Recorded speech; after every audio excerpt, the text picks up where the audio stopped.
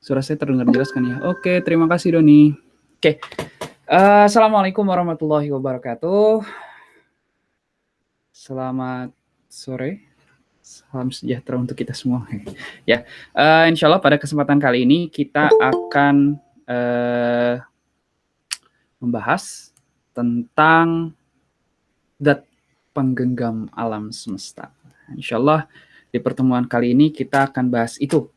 Nah, sebenarnya ada previewnya di sini. Kalau di Google Meet akan munculkan ada mind mapnya.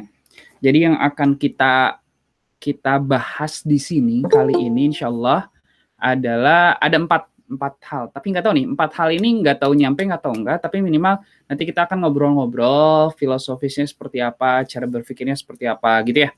Nah, tentang zat penggenggam alam semesta. Nanti kita akan bahas kenapa sih Allah disebut Allah, gitu ya. Dan sebenarnya kalau secara keilmuannya nanti sebenarnya dibahas tentang ada Rob, ada Al-Ilah. Nah, ada kata Rob, ada kata-kata Al-Ilah. Nah, dua hal itu apa sih, gitu ya.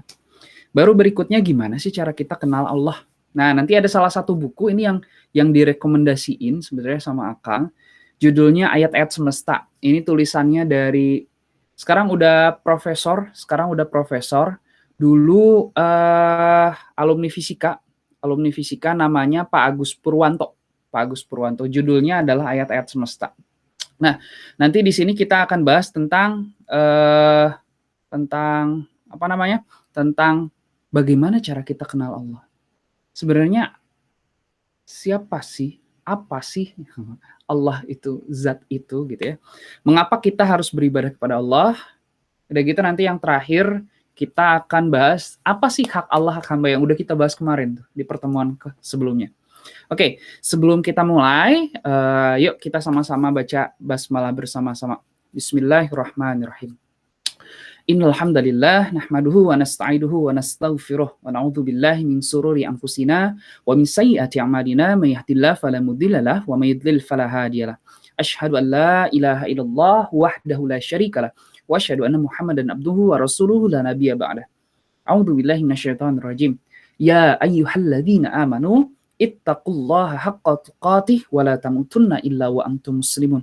Amma ba'du fa inna afdal hadits kitabullah wa khairal hadi hadi Muhammad sallallahu alaihi wasallam wa syarrul umuri muhdatsatuha wa kullu muhdatsatin bid'ah wa kullu bid'ah dhalalah wa kullu dhalalah finnar.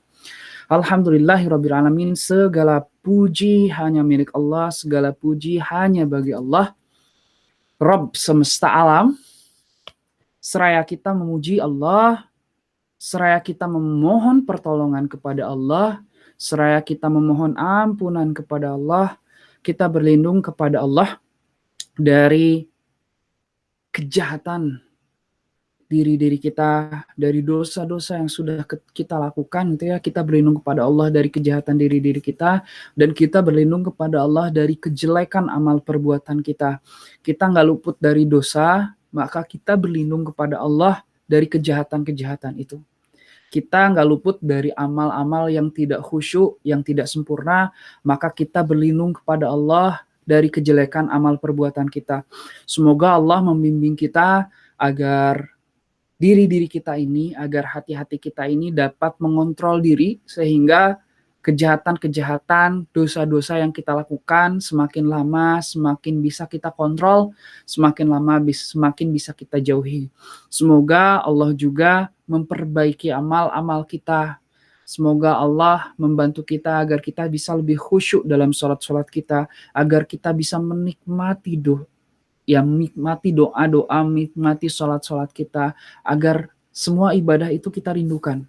Dan semua ibadah itu menjadi penenang buat kita. Dan semoga Allah menganugerahkan kepada kita sifat ihsan.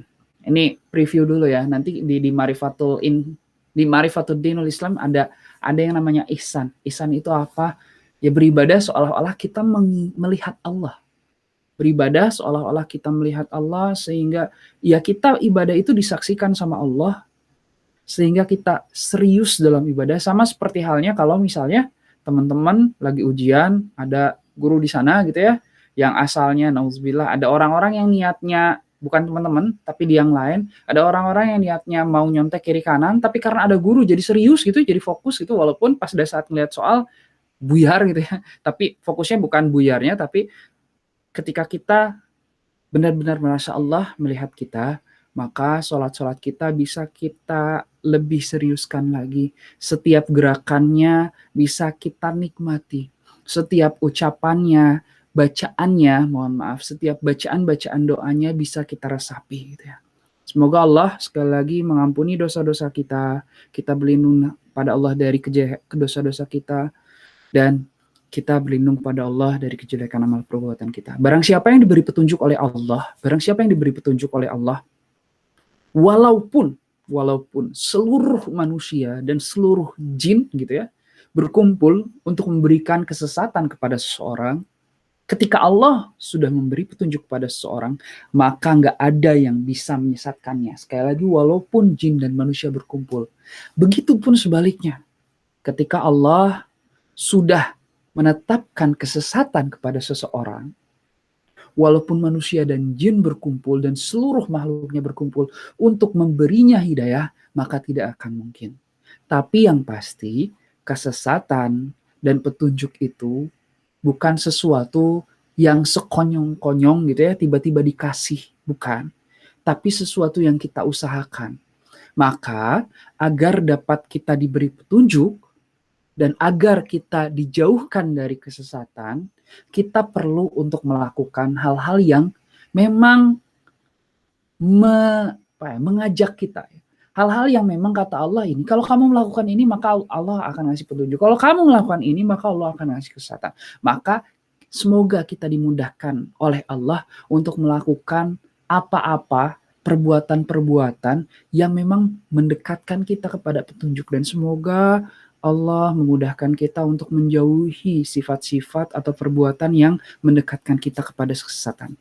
Kita bersaksi bahwa tiada ilah yang berhak diibadahi dengan benar kecuali Allah Azza wa Jalla. Jadi syarat ibadah itu benar, ya, benar, dan syarat ibadah itu harus sama Allah. Dan kita bersaksi bahwa tiada sekutu, tiada duanya, gitu ya. Dua syirik itu, kita cinta pada Allah dan cinta pada yang lain itu sama aja, nggak boleh apalagi lebih, gitu ya. Itu definisinya. Jadi tidak ada sekutu bagi Allah. Dan kita bersaksi bahwa Nabi Muhammad SAW adalah hamba dan utusannya. Semoga Allah melimpahkan sholawat dan salam kepadanya, kepada keluarganya Nabi, kepada sahabat-sahabat beliau, serta saudaranya yang mengikuti Rasulullah SAW dengan kebaikan sampai hari kiamat. Ini ada salah satu ayat yang selalu diulang-ulang, salah satunya ketika memulai suatu pertemuan gitu ya. Ketika kita sama-sama merenung, ini ada salah satu ayat. Ayatnya itu di surat Al-Imran ayat 102. Hai orang-orang yang beriman, bertakwalah kepada Allah dengan sebenar-benarnya takwa, dan janganlah kamu mati melainkan dalam keadaan muslim. Preview sedikit, takwa mungkin udah diulang-ulang juga. Takwa itu apa? Salah satu definisi takwa adalah hati-hati.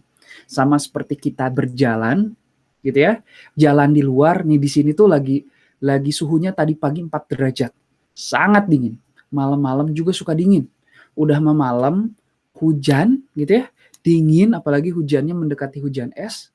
Kita jalan di jalan, udah gitu tanpa penerangan, apa yang kita lakukan? Maka kita akan berhati-hati dalam melangkah. Khawatir di situ ada lubang, khawatir di situ ada batu. Ketika ada lubang, asalnya di depan ada lubang, ya kita melangkahnya ke kanan, jangan ke situ. Ketika ada batu, ya kita jangan ngelihat ke depan doang sambil akhirat tersandung, tapi lihat ke bawah, oh jangan sampai kena batu, maka kita agak melangkahnya ditinggikan. Begitu kan? Itulah hakikat takwa. Hati-hati. Hati-hati apa? Dalam melangkah di kehidupan kita. Sama seperti yang tadi, jangan sampai kita melakukan hal-hal yang malah membuat kita dekat kepada kesesatan.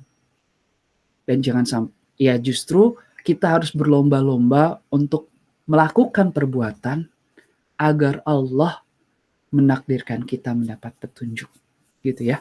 Nah, insya Allah pada pertemuan kali ini kita akan bahas sebenarnya kalau bahasa bahasa bahasa Arabnya ya, ma'rifatullah. Bagaimana cara kita mengenal Allah?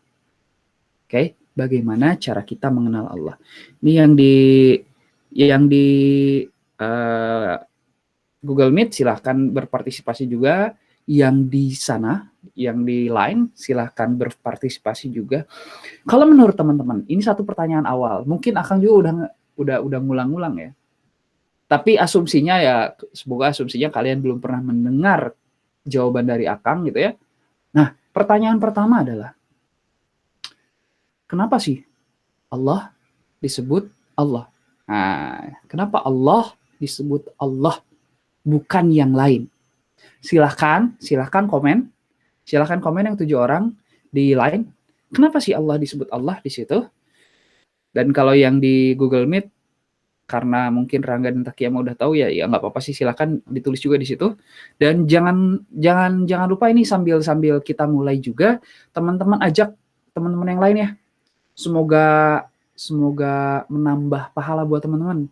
Barang siapa ngajak, tiba-tiba yang diajak itu datang, melakukan apa kebaikan itu, gitu ya, melakukan kebaikan itu, maka teman-teman juga dapat kebaikan yang sama. Masya Allah. Oke, maka sambil hadir, sambil diajak-ajak teman-teman yang lain. Gimana? Yang kelas 10 yang ada di Line. Kenapa Allah disebut Allah? Di sini yang udah jawab baru Rangga nih. Kenapa Allah itu disebut Allah? Kenapa Allah itu disebut Allah? Coba sampaikan. Kenapa Allah itu disebut Allah? Boleh di komen aja. Jangan takut salah. Kita di sini belajar. Kenapa Akang seperti ini? Biar interaktif ya. Biar nggak satu arah dong. Kenapa Allah disebut Allah? Nah, itu ada yang baru datang ya. Alhamdulillah udah 9 orang. Silakan tulis di situ kenapa sih Allah disebut Allah. Coba. Kenapa Allah disebut Allah?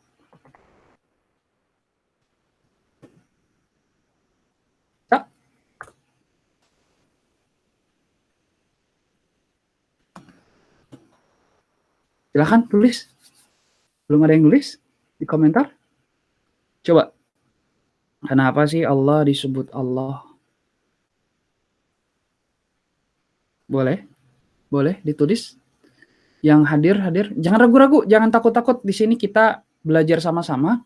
Sekali lagi di sini kita belajar sama-sama biar teman-teman tahu, oh iya, sekarang tuh coba tanya ke diri sendiri, iya ya, kenapa sih Allah disebut Allah? Menurut saya apa ya? Coba direnungkan, udah gitu coba untuk nulis di situ. Kenapa sih Allah disebut Allah? Silahkan.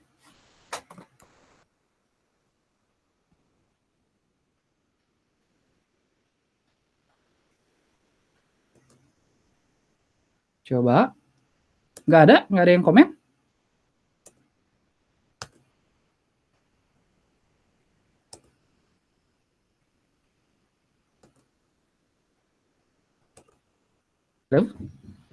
Halo? Nggak ada yang komen? Bentar ya, Kang ambil sesuatu dulu. Halo. Kenapa Allah disebut Allah? Ini udah ada 9 orang nih. Ayo. Nggak apa-apa, jangan takut salah. Namanya belajar, justru di sini jangan takut salah tuh di sini. Kalau udah di apa ya, sambil jalan gitu ya, tiba-tiba kita berasumsi, wah bahaya itu. Kenapa sih Allah disebut Allah? Coba.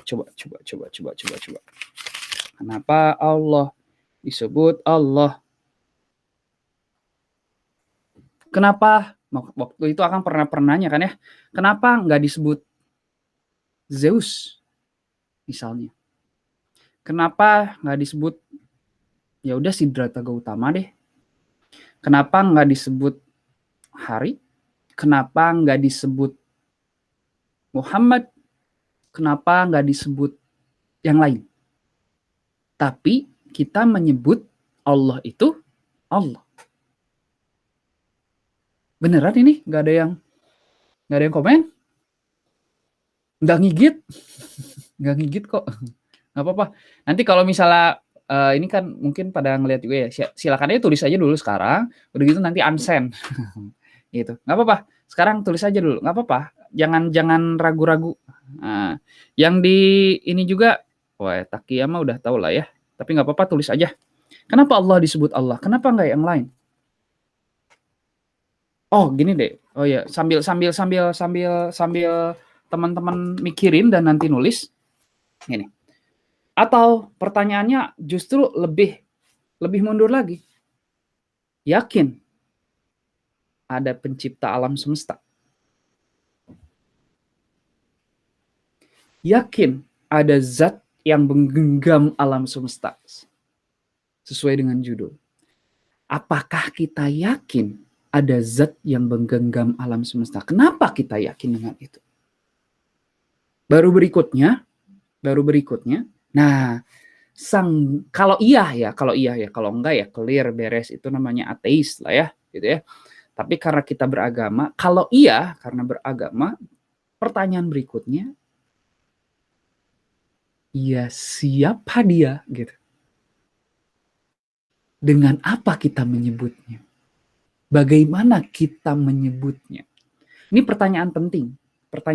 Kenapa? Nah, nanti kita bahas. Gimana? Ini belum ada yang jawab di situ? Halo, assalamualaikum warahmatullahi wabarakatuh. Silahkan dijawab, jangan ragu-ragu. Ada Gita, ada Sari, ada Dewi, ada Rizka, ada Ulia ya. Ada Doni, ada Rifki, ada Selvin, ada Awafi, ada Dava. Nah, ayo. Nanti kalau misalnya nggak dijawab, lebih ke satu arah. Justru di sini pengennya teman-teman diajak untuk sama-sama berpikir, sama-sama merenung sebenarnya kenapa sih Allah disebut Allah. Udah gitu, nah sebelum kita jawab itu ya udah, tadi karena belum ada yang jawab, kita mundur. Yakin nggak sih di alam semesta ini ada zat yang menggenggam alam semesta? Ayo, jangan malu, jangan ragu. Nah, silakan dijawab. Kenapa Allah disebut Allah? Yakin nggak ada zat yang menggenggam alam semesta? Ini kalau nggak kejawab, sayang waktu nih, nggak maju-maju. Lebar. Oke? Kenapa Allah disebut Allah? Kenapa Allah disebut Allah? Ini pertanyaan yang kalau menurut Akang ya, yang simpel tapi dalam. Karena ini pasti akan berimpact pada hal-hal selanjutnya. Halo, teman-teman. Udah 18. Gak apa-apa. Ini aja. Seingetnya, sekenanya tulis. Itu ya. Toh ini grup kelas 10 kan ya? Nggak usah malu-malu sama teman yang lain. Nggak apa-apa. Ayo, gimana? Beneran? Nggak ada? Kalau di YouTubers itu bilangnya ini apa namanya? Waktunya nih. Waktunya nih. Kontennya nanti habis. Gimana? Beneran? Nggak ada yang mau jawab? Really? Kenapa Allah disebut Allah? Itu aja dulu deh. Kenapa Allah disebut Allah? Kenapa Allah disebut Allah? Ayo.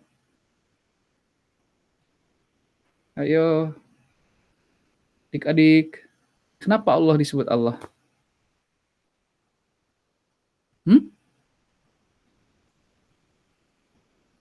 Assalamualaikum. Karena sudah tercantum dan secara jelas disebutkan dalam Al-Quran. Kang, alhamdulillah udah dijawab nih.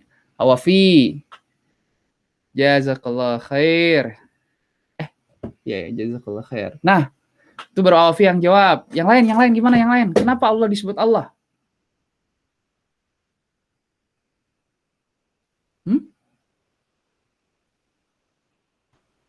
Udah, seorang aja ini. Jangan ragu-ragu. Mungkin karena Allah itu artinya Tuhan. Oke. Davani. Sip. Nah, ayo. Jawab. Nggak apa-apa. Mungkin karena Allah itu artinya Tuhan. Oke. Berikutnya. Sip. Ayo yang lain. Kenapa Allah disebut Allah? Ada 10 orang nih. Termasuk Rangga ya, berarti. Halo.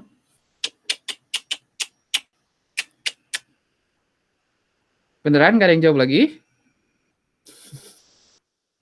Oke, karena durasi katanya ya, kita akan jawab aja. Nah, pertama, ini pertanyaan penting. Kenapa Allah disebut Allah? Kenapa kita nggak nyebut Zeus? Kenapa kita nggak nyebut Siddhartha Gautama? Kenapa kita nggak nyebut zat tersebut dengan zat yang luar biasa itu dengan nama selain Allah? Oke. Nah, sebelum jawab itu, Akang coba untuk ke belakang.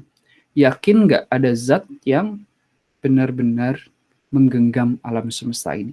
Nah, Akang biasanya menganalogikan dengan ini. Kalian tahu jalan perempatan jalan yang ada tulisan DAGO, Dago, yang di bawah jalan layang? Itu kan ada perempatan ya? Yang ke Gasibu, yang ke arah Taman Sari, yang ke arah Dago, sama yang ke arah BIP. Nah, di situ ada lampu merah. Oke? Di situ ada lampu merah.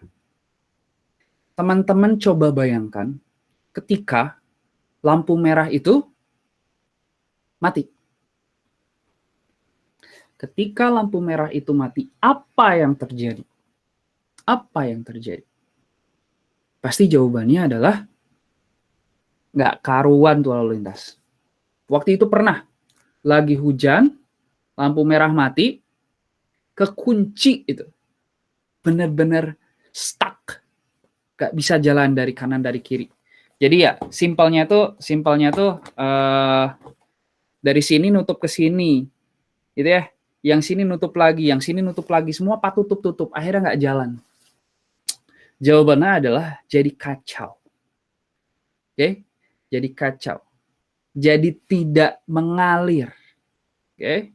Nah, pernah nggak kalian pikir? Kalau teman-teman mungkin udah pernah belajar IPA ya.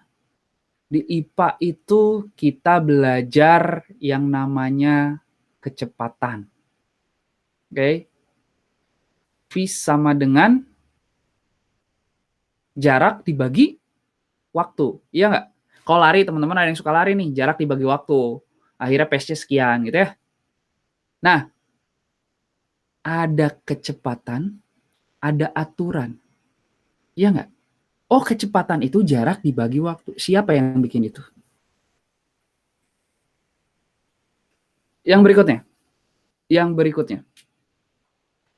Tiba-tiba ada mobil tabrakan. Yang bikin itu ada momentum ya sampai ringsek kayak gitu. Asalnya kayak begini jadi ringsek gitu. Yang bikin aturan itu siapa?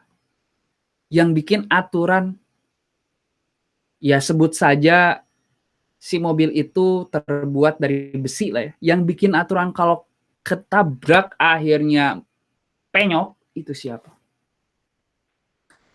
Yang bikin aturan siang dan malam, dan siang dan malamnya bisa terprediksi. Bahkan kalau sekarang, teman-teman bisa tahu kan, besok, lusa, sebulan lagi, 3 bulan lagi, 6 bulan lagi, bahkan setahun lagi, waktu sholat itu udah bisa diprediksi, ya nggak? Benar kan? Kita nggak perlu setiap waktu sholat itu sekarang, oke, ambil kayu, udah gitu simpen. Kata Rasulullah Shallallahu Alaihi Wasallam dulu, pokoknya kalau pas titiknya pas, oh berarti zuhur. Kalau titiknya sekian, oh berarti asar. Kalau titiknya sekian, berarti isya. Maghrib. Kalau isya mah ya udah nggak kelihatan. Isya itu sampai benar-benar hilang banget ya matahari. Subuh itu sampai mulai mau muncul. Itu kan ada aturannya. Dan itu semua, coba teman-teman, itu semua sudah bisa diprediksi sekarang.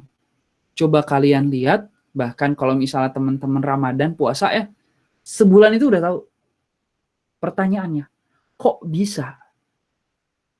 Padahal Padahal kalau lampu merah aja tiba-tiba mati, lalu lintas jadi acak adut, itu sesuatu yang simple ya, sesuatu yang remeh, sesuatu yang kecil. Bahkan untuk ngatur aja Pak polisi di jalan tuh, wih susah banget.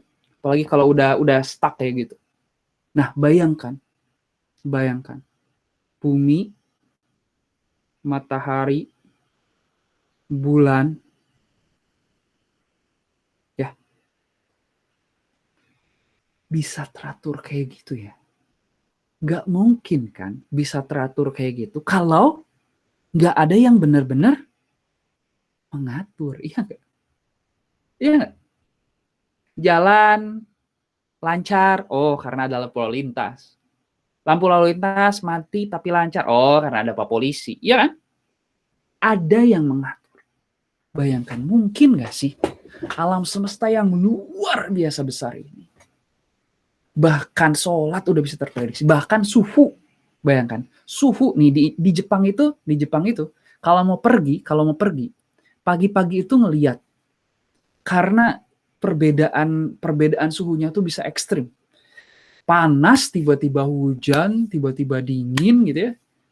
Nggak panas banget sih kalau sekarang, maksudnya cerah gitu ya, tiba-tiba dingin, bahkan hujan gitu, tiba-tiba cerah lagi. Itu ekstrim. Kalau di sini, kalau di Indonesia masih agak susah ya kadang-kadang. Oh cerah tapi kok hujan, oh hujan tapi cerah gitu ya. Tapi kalau di sini tuh benar-benar lebih presisi. Oh, Akang mau pergi nih pagi-pagi. Pas mau pergi tuh lihat dulu.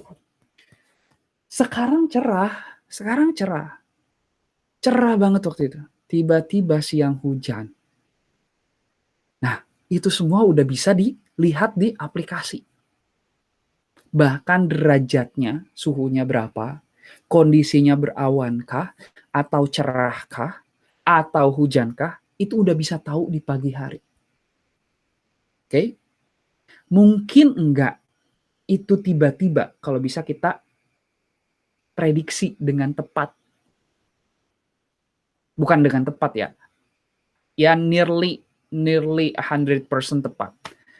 Mendekati 100% tepat. Karena apa? Karena sudah teratur. Karena ada rumusnya. Manusia, entah yang Islam, entah yang bukan, akhirnya mereka coba untuk merenungkan gimana nih caranya.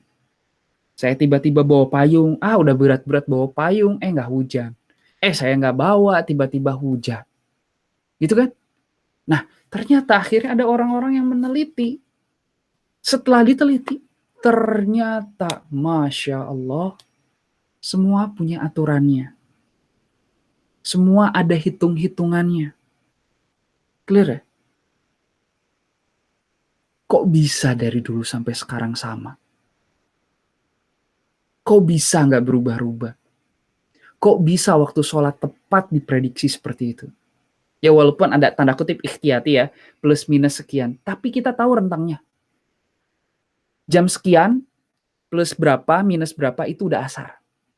Kita bisa tahu. Walaupun kita nggak ngukur. Real time pada saat itu. Karena jawabannya ada yang mengatur. Teman-teman, nih Akang kasih tahu. Beratnya elektron mungkin teman-teman tahu 9 kali 10 pangkat minus 31 kilogram. Itu elektron. Dan dari elektron, dari pengetahuan tentang elektron, sudah dibuat berbagai macam peralatan elektronik. Berarti apa? Valid kan? Iya kan? Valid kan? Konstantanya valid kan? Gravitasi 9,8. Valid kan? Dan dengan itu akhirnya bisa dihitung macam-macam. Bayangkan, kok bisa dari dulu sampai sekarang 9,8 nggak berubah-ubah?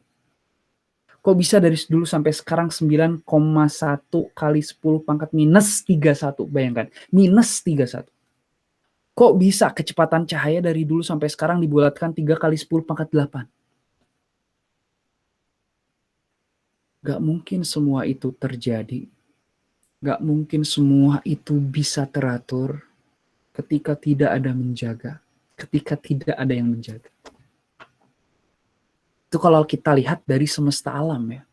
Bulan, bumi, langit, awan, hujan, siang, malam, planet-planet yang lain, galaksi bahkan sekarang pengetahuannya udah semakin jauh. Ada Mars, ada Jupiter, Saturnus, segala macam. Banyak benda langit, tapi nggak saling bertubrukan. Walaupun ada yang tiba-tiba datang gitu kayak asteroid yang tapi itu juga bisa terprediksi. Komet Halley itu 76 tahun sekali. Komet apa berapa tahun sekali. Komet ini bisa berapa tahun sekali. Bayangkan. Dan itu eksak loh. Eksak loh. Pada kapan, tanggal sekian, itu semua langsung kumpul gitu ya. Oh, ini ada komet Halley. Atau bahkan kemarin beberapa, mungkin teman-teman juga udah pernah ngerasain. Tiba-tiba, oh tanggal sekian itu gerhana matahari. Maka kita sholat. Tanggal sekian itu gerhana bulan. Makanya kok bisa terprediksi sih? Sekali lagi nggak mungkin bisa teratur kayak gitu. Kalau nggak ada yang mengatur. Kalau nggak ada zat yang luar biasa yang menggenggam semesta alam. Bayang ya? Nah, pertanyaan berikutnya. Siapa sang penggenggam alam semesta itu? Betul tadi. Salah satunya jawaban dari Awafi.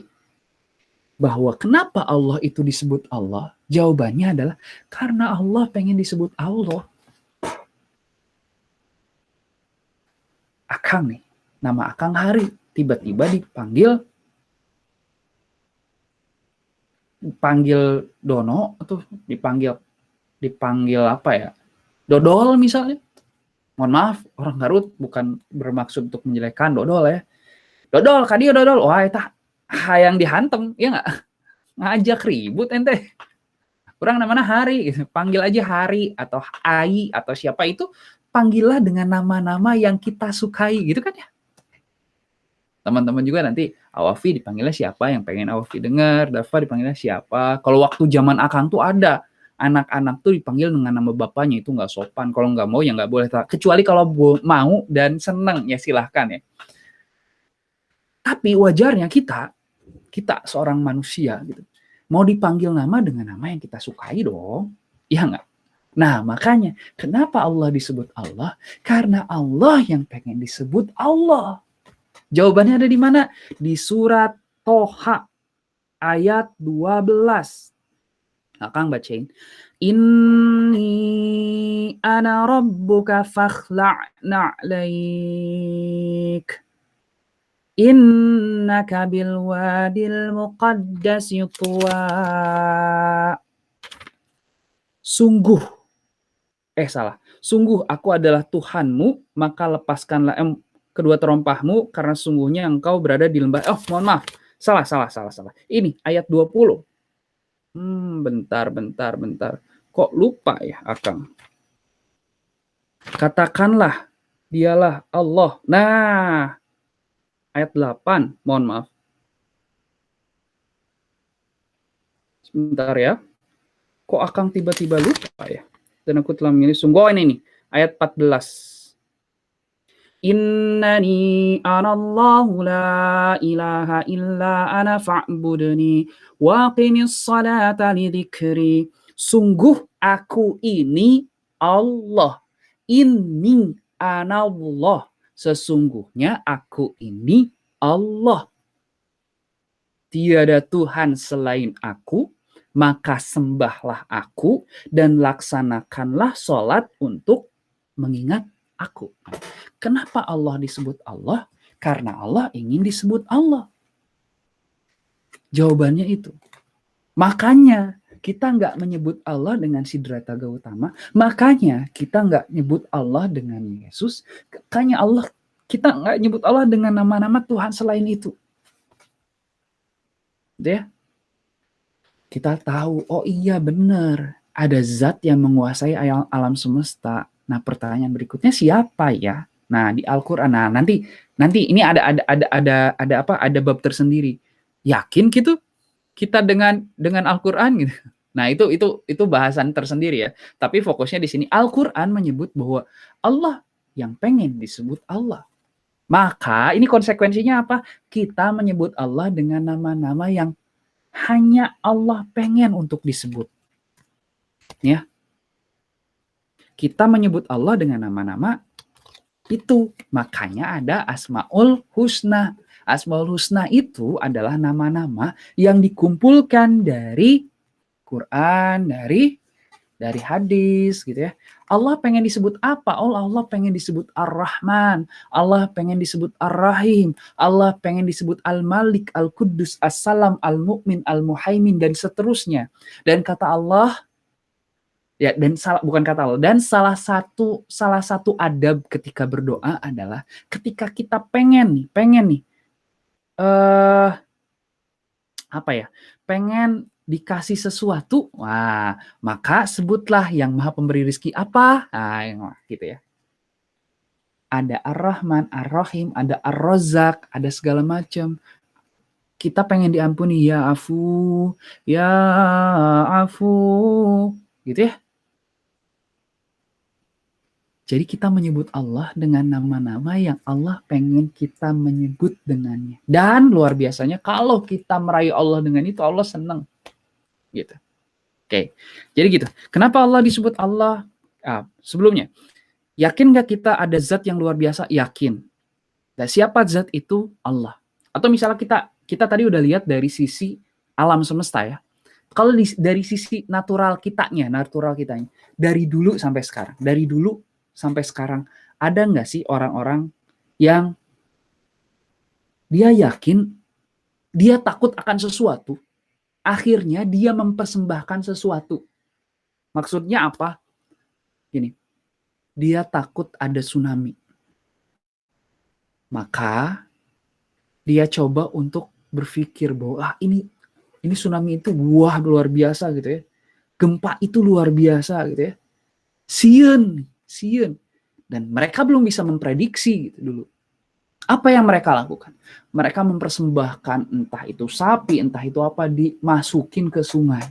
Itu salah satu bukti apa? Bahwa manusia itu sieun pada sesuatu.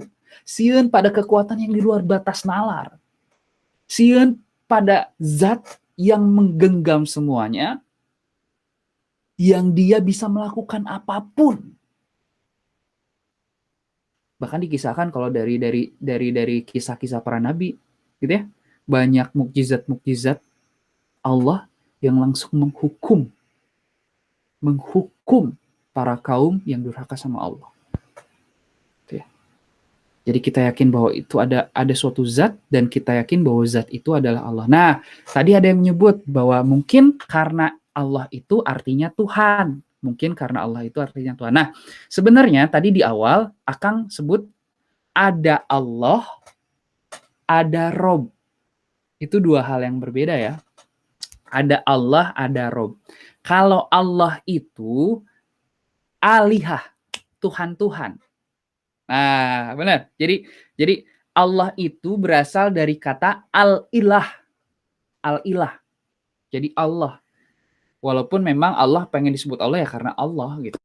Nah, di situ al-ilah itu apa? Al-ilah itu adalah sesuatu yang ditakuti, gitu ya. Definisinya ya, sesuatu yang ditakuti, sesuatu yang tidak didurhakai karena takut, sesuatu yang kita patuh pada dia, yang kita muliakan, yang kita cintai, kita berharap sama itu, kita tawakal sama itu, kita mohon doa sama itu. Maka tadi tidak pantas itu diperuntukkan kepada selain Allah. Gitu. Makanya ada al-ilah itu bisa untuk Allah, bisa untuk selain Allah. Kalau ini dilihatnya dari mana? Lihat aja dari sikap si orang itu. Dari sikap si orang itu. Dia patuhnya sama siapa? Contoh, DPR misalnya. Banyak nggak orang-orang Islamnya? Banyak. Orang DPR dan yang korupsi. Banyak nggak? Banyak. Kalau ditanya, sikap seperti itu disukai Allah nggak? Enggak kan? Tapi dia malah melakukan. Berarti sebenarnya dipertanyakan. Dia ilahnya siapa? Dia Tuhannya siapa? Jadi pada saat itu ilahnya adalah harta, ilahnya adalah uang, ilahnya apa? Adalah kekuasaan pada saat itu ya. Tapi ada yang benar-benar mau ngapa-ngapain, nggak peduli orang ngomong apa, ya pokoknya Allah. Salah satu kajian Ma'rifatullah yang luar biasa itu salah satunya dari Agim. Dari Agim. Beliau suka ngebahas kitab Al-Hikam itu di setiap Kamis malam. Nah di situ tentang ngobrol tentang Allah tuh kayak gimana, Allah tuh sukanya kayak gimana, jadi apa yang harus kita lakukan gitu. Itu ya. Jadi bisa untuk Allah, bisa untuk selain Allah. Nah Allah tadi mungkin karena Allah itu artinya Tuhan. Allah itu alihah yang artinya Tuhan. Nanti kita akan bahas ada Tuhan-Tuhan, ada Tuhan-Tuhan itu berarti Tuhannya banyak gitu ya. Ada alihah, ada al-arbab, al-andad gitu. Tapi yang kita haruskan adalah yang kita sembah hanya Allah saja. Gitu ya. Jadi seperti itu.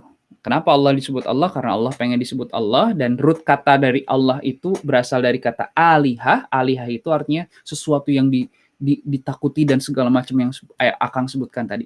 Nah makanya dulu tadi yang orang-orang zaman dulu takut dan segala macam ke siapa ya? Ke Tuhan sebenarnya. Ke zat yang menguasai. Dia nggak tahu cara menyembahnya. Dia nggak tahu cara berdoanya. Maka dia membuat-buat cara sesuai dengan apa yang dia pikir. Gitu. Nah ini yang nggak boleh. Nanti kita akan bahas. Justru kita harus menyembah Allah dengan cara yang memang Allah pengen dia disembah. Allah nyuruh sholat, maka kita sholat. Allah nyuruh kita saum, maka kita saum. Kenapa? Ya karena Allah Tuhan kita. Ya yang bisa kita lakukan adalah nurut sama Allah. Gitu. Bebas yang ciptakan dong. Tapi luar biasanya Allah bukan cuma nyuruh. Tapi ketika kita sholat dengan benar, ketika sholat dengan khusyuk, maka muncul kerinduan untuk sholat lagi, sholat lagi, sholat lagi. Maka Allah menyediakan sholat-sholat yang lainnya juga gitu kan. Seperti itu. Nah, yang kedua ada Rob. Nah, kalau tadi alihah, Allah, ya tadi alihah, itu lebih ke sikap seseorang.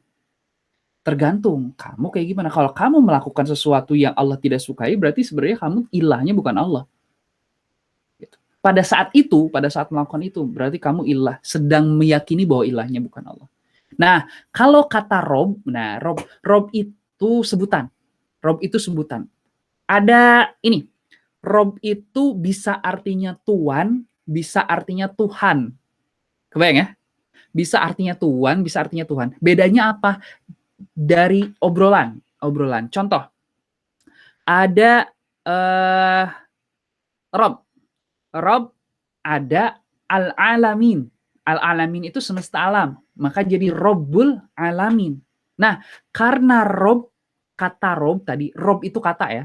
Karena kata Rob itu disandingkan dengan alamin, semesta alam gitu ya. Dengan sifat-sifat ketuhanan, maka Rob ini artinya jadi Tuhan semesta alam. Baik ya. Tapi kalau ada Rob dihubungkan dengan rumah itu adar, misal contoh Robudar, bukan Tuhan rumah, tapi jadi tuan rumah. Maka kita ketika berdoa jangan cuman ya Rob, Rob apa gitu. Kebayang ya? Kalau yang tadi Allah itu berhubungan sama sikap kita, kehidupan kita seperti apa, takutnya sama siapa gitu ya. Tapi kalau Rob ini berhubungan sama lisan. Nah, tadi kita udah bahas. Oke, clear ya? Secara istilah seperti itu. Nah, tadi kita udah bahas dari alamnya. Jadi ada beberapa cara untuk mengenal Allah tadi ya, untuk mengenal zat tadi. Ya salah duanya adalah gini. Makanya tadi, bila ada seseorang bercerita kayak gini. Kalau ada orang yang bercerita kayak gini tentang sebuah istana.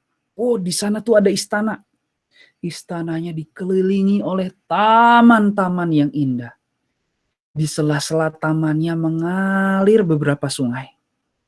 Di sana ada beberapa permadani, dihiasi dengan berbagai macam perhiasan. Lalu orang itu berkata sama kita. Itu tuh istananya tiba-tiba jadi sendiri. Istananya tiba-tiba jadi sendiri. Percaya nggak? Percaya nggak? Tuh, ada sungai, ada macam-macam. Tiba-tiba jeng-jreng jadi. Pasti nggak mungkin lah kita percaya, gitu ya. Pasti kita langsung yakin, wah si Eta mah nggak bohong, gitu kan. Wal mungkin lah. Ada patung, bukan patung, ada kendi. Kendinya ukirannya, wih bagus, luar biasa. Kendi nih, kendi. Sampai disimpan di depan rumah dan harganya sampai puluhan juta. Mungkin nggak tiba-tiba kita bilang itu kendi asal jadi tiba-tiba jeng-jreng jadi kendi? Nggak mungkin. Pasti ada yang buat.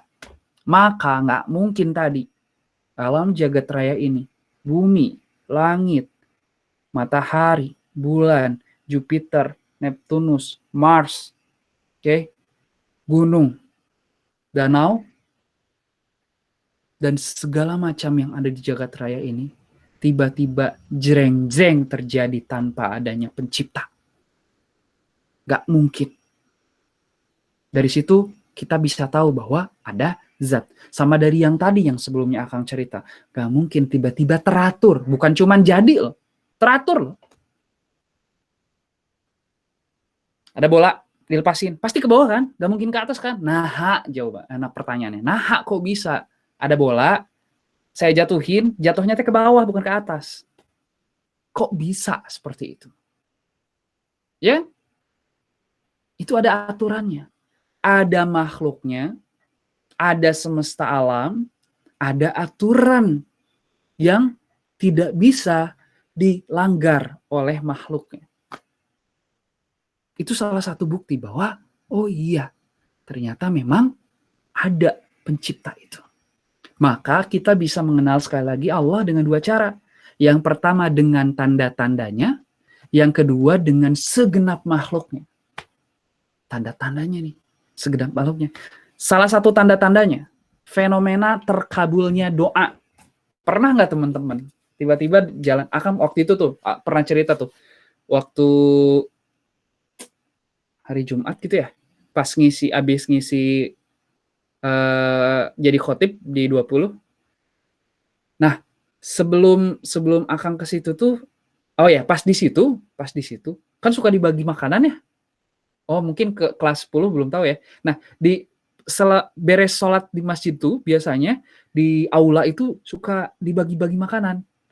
Kadang mie, kadang siomay, kadang apa gitu ya. Tiba-tiba di situ, Akang waktu itu pernah pengen banget, pengen siomay. Cuman nggak buru-buru atau apa, Akang lupa lah. Akhirnya langsung pergi ke kampus. Dan luar biasanya di kampus tiba-tiba udah ada siomay. Dan bahkan siomaynya lebih enak dari itu. Coba Akang renungin waktu itu. Masya Allah. Allahu Akbar. Akang belum ngomong. Baru terlintas dalam hati. Siapa yang tahu? Udah gak ada yang tahu. Baru hati. Tiba-tiba diganti dengan yang lebih enak. Mungkin teman-teman punya cerita sendiri tentang ini. Coba direnungkan. Pernah nggak kayak gitu? Itu salah satu bukti apa? Salah satu bukti ada yang mendengar. Salah satu bukti ada yang mengawasi. Kita tuh semuanya diawasi. Ditulis semua gerak-geriknya.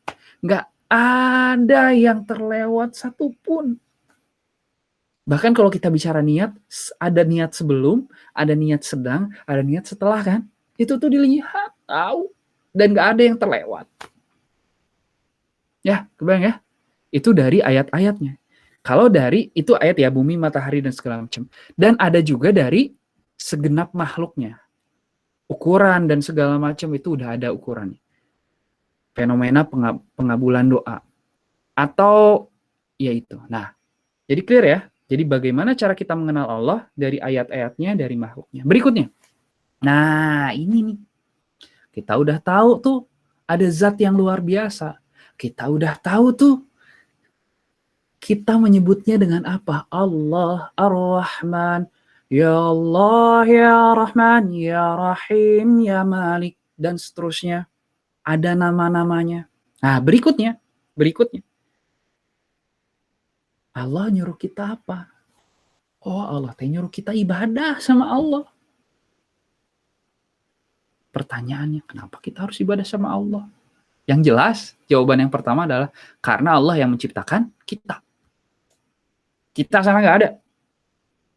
Allah yang menciptakan kita.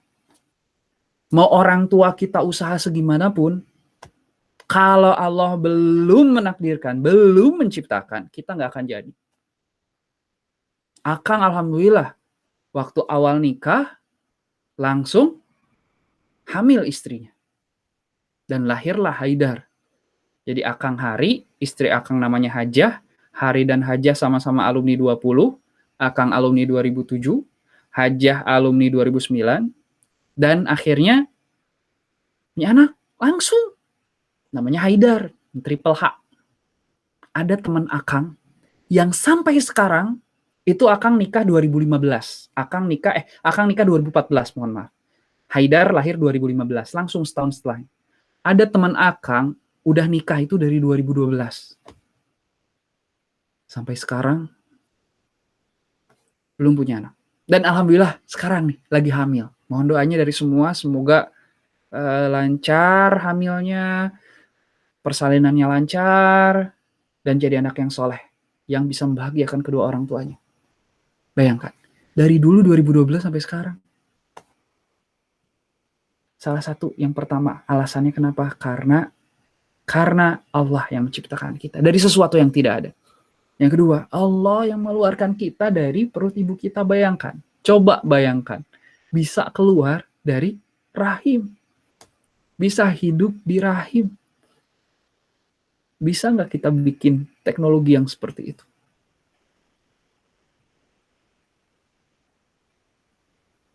Ada sperma, ada ovum, udah disiapkan tempatnya di rahim, udah disiapkan bagaimana nutrisi dan segala macamnya. Itu banyak dan kompleks. Kok bisa? Ya Allah yang nentuin. Allah yang beri kita kekuatan. Asalnya kecil, nggak bisa apa. Bahkan bayi itu berapa bulan tuh nggak boleh ini kan, karena masih tulangnya tuh masih rawan. Akhirnya jadi kuat seperti sekarang.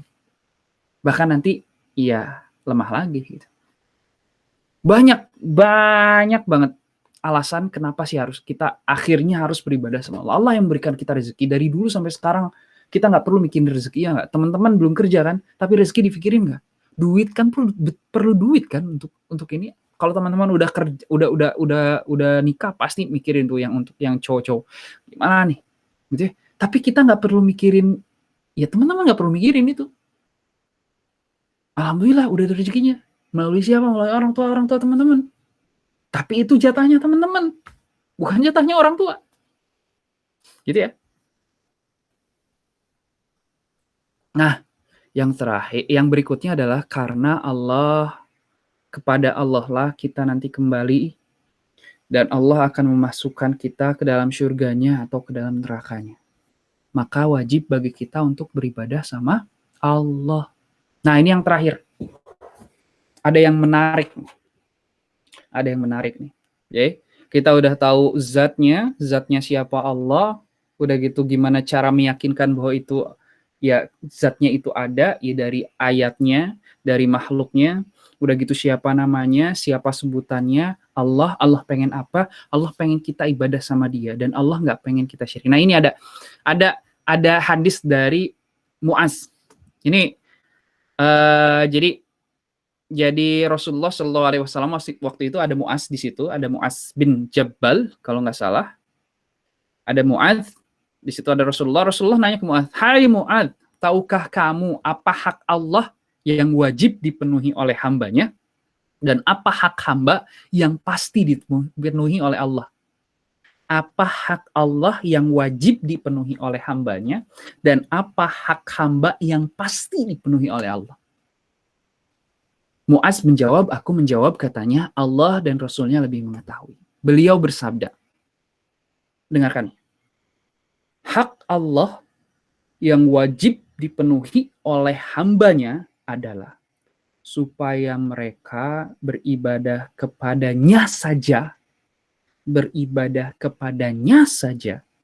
dan tidak berbuat syirik sedikit pun kepadanya. Beribadah hanya kepadanya saja dan tidak syirik sedikit pun kepadanya. Nah, hak hamba apa? Itu hak hamba Allah ada dua ya. Hak Allah ada dua. Ibadah kepada Allah dan gak syirik. Hak satu. Hak hamba adalah hak hamba yang akan dipenuhi oleh Allah, bahwa Allah tidak akan menyiksa orang yang tidak berbuat syirik sedikit pun kepada Allah. Makanya di awal akan bilang ya, penting. Ini tuh penting pemahaman tentang itu. Pemahaman tentang syirik dan ibadah itu penting. Kenapa? Karena Allah mensyaratkan dua itu. Maka perjuangan kita di dunia diawali dengan belajar ibadah kepada Allah. Kayak gimana? Boleh nggak sih sholat subuh 4 rakaat? Atau yang penting mah sehari 17 rakaat. Betul nggak? Betul. Misalnya dia bilang betul. Ya udah 17 ya bebas lah. Yang penting mah sehari 17 ya bebas kapan aja. Mau lagi, aduh nanti sore males nyengges, akhirnya langsung 17 rakaat langsung dirapel. Atau aduh kayaknya lagi semangat nih. Salah ya. Yang tadi. Oh, lagi males, nanti aja dirapel 17 di akhir itu.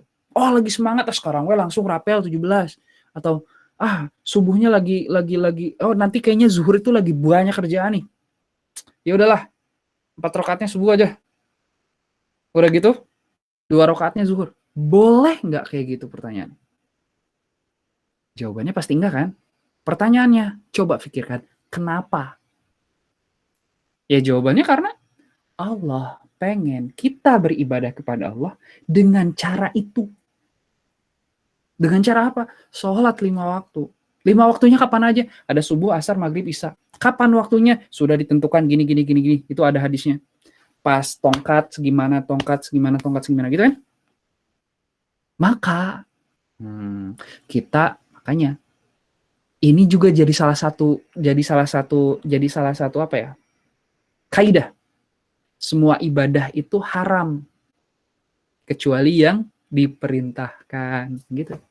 Kenapa ya? Karena kita diminta untuk beribadah sama Allah. Tapi caranya ya sesuai dengan yang Allah pengen, ya nggak? Allah pengennya subuh, asar, maghrib, isya, subuh 2, subuh, zuhur, asar, maghrib, isya, subuh 2, zuhur 4, asar 4, maghrib 3, isya 4 gitu ya. Allah senang lagi kalau misalnya kita sholat rawatib. Sholat sebelum sholat subuh 2 rakaat. Sebelum atau setelah zuhur 2 atau bisa sebelumnya 4. Sholat setelah maghrib 2 rakaat. Sholat setelah isya 2 rakaat. Allah senang kalau misalnya kita sholat 2. Yuk sholat duha. 2. Allah senang kalau misalnya kita sholat qiyamul lail. Baik ya, kita tahu ada zat, kita tahu pengen beribadah sama beliau, sama zat itu. Nah gimana caranya? Ya Allah kasih tahu. Allah udah ngasih tahu, Allah udah baik, udah ngasih tahu nih kamu ibadah sama kita kayak gini nih. Kamu ibadah sama Allah tuh kayak gini nih. Ada caranya. Dan kita nggak boleh ngurangin, nggak boleh nambahin. Baik ya?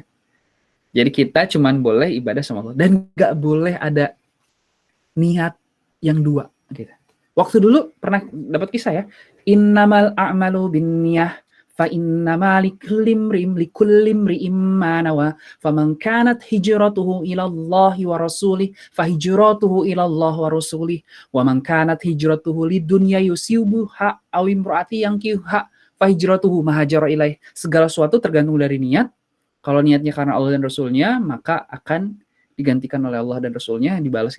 Kalau misalnya karena dunia, karena istri yang pengen dinikahi, hijrah dari Mekah ke Madinah, tapi bukan karena Allah. Ya mereka akan dapat itu, tapi cuma itu doang, Allah nggak dapat. Baik ya? Jadi caranya harus sesuai dengan yang Allah pengen, baik dari bacaan, baik dari gerakan, pokoknya semuanya sesuai. Nggak boleh ditambah, nggak boleh dikurang. Gitu ya? Dan niatnya harus, jadi syarat ibadah itu ada 2. Niat yang ikhlas, gitu ya. Ini rangkuman dulu. Dan 2 adalah ittiba Rasul, sesuai dengan contoh Rasul.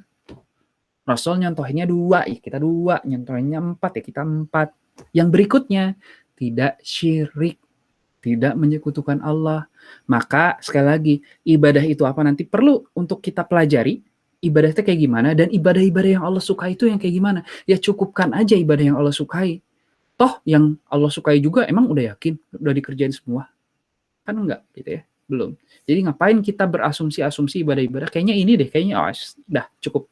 Allah suka ini, ya udah kita lakukan.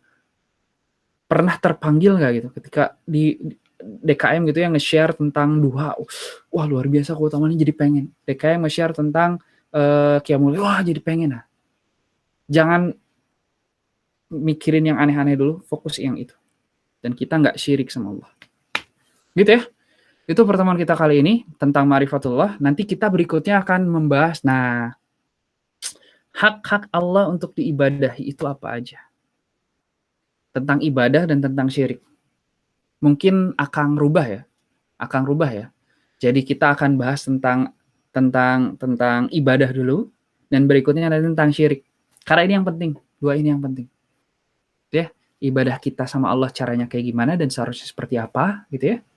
Yang tadi 2, ittiba Rasul sama niat ikhlas. Kenapa 2? Nanti kita akan bahas di sana. Ini yang harus teman-teman pegang sampai kapanpun, agar sekali lagi kita benar-benar digolongkan sama Allah kepada 2 golongan yang memenuhi hak Allah, yaitu ibadah sama Allah. Dan yang kedua nanti tentang syirik. Kita tahu syirik itu kayak gimana, syirik itu menyekutukan, syirik Sunda bukan. Syirik itu menyekutukan itu maksudnya apa gitu. Kayak gini tuh menurut Allah menyekutukan atau enggak? Nah, itu nanti ada dibahas di situ. Nah, jadi kita langsung tahu, oh aware, iya. Oke. Nah, ini kenapa akan bahas sekali lagi, kenapa akan bahas, mohon maaf udah lebih 2 ya, nggak apa-apa ya.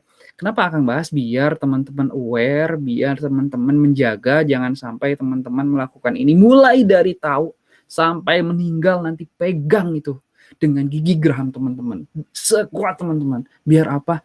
Biar memastikan kita masuk surga dengan atau tanpa hisab. Dengan hisab alhamdulillah, atau tanpa hisab langsung masuk naudzubillah. Ya, walaupun memang nanti misalnya dicuci dulu di neraka, ya minimal kita yakin kita nggak syirik sama, kita selalu ibadah sama Allah, kita nggak menduakan Allah. Maka insya Allah Allah sudah berjanji hambanya akan masuk jannah. Semoga Allah menggolongkan kita kepada orang-orang yang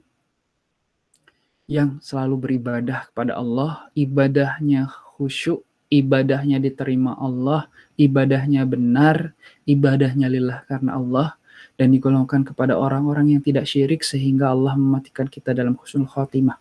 Mungkin itu aja pertemuan kita hari ini. Alhamdulillahirrahmanirrahim. Jadi untuk yang di Google Meet juga seperti itu ya. Nah, kita udah bahas 4-4-nya tentang makna lafaz Allah, makna Rob gitu ya, al-ilah sama Rob, bagaimana cara kita mengenal Allah, mengapa kita harus beribadah sama Allah, dan yang terakhir apa hak Allah, hak hamba. Nah, insya Allah nanti di pertemuan berikutnya, apa hak Allah, apa hak hamba akan kita bahas lebih detail lagi, biar lebih dapat lagi gitu. Alhamdulillah, jazakumullah khairan. Kita tutup dengan hamdalah bersama-sama. Alhamdulillahirabbil alamin. Istighfar, astagfirullahalazim, astagfirullahalazim, astagfirullahalazim. Dan doa akhir majelis, subhanakallahumma rabbana wa bihamdika asyhadu an la ilaha illa anta astaghfiruka wa atubu ilaik. Sebelum ditutup, lupa, kalau ada pertanyaan jangan ragu-ragu, tanya di grup. Kalau ragu-ragu tanya di grup, PM Akang. PM Akang. Kang, saya ada pertanyaan ini. Apapun pertanyaannya, silahkan. Kalau bisa nanti Akang jawab langsung. Kalau nggak bisa nanti Akang coba tanya ke teman-teman yang lain, ke ustadz-ustadz yang lain. Gitu ya. Aku qouli hadza wa astaghfirullah li wa lakum. Assalamualaikum warahmatullahi wabarakatuh. Wa jazakallah khair.